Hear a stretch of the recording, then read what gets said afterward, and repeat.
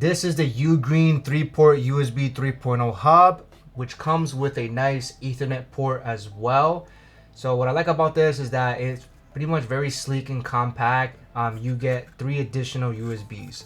So you'll notice on the connecting end we have a USB-A. You can see right behind it we have the USB 3.0 indicators.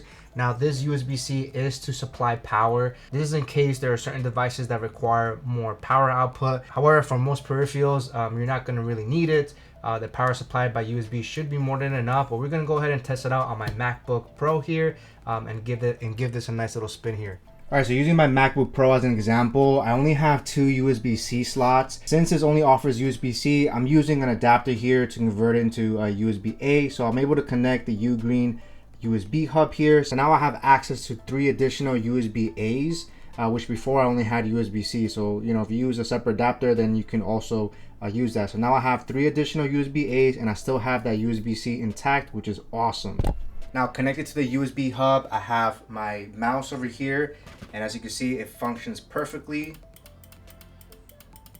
And I also have my gaming keyboard connected to it as well. Let's go ahead and open up a browser here real quick.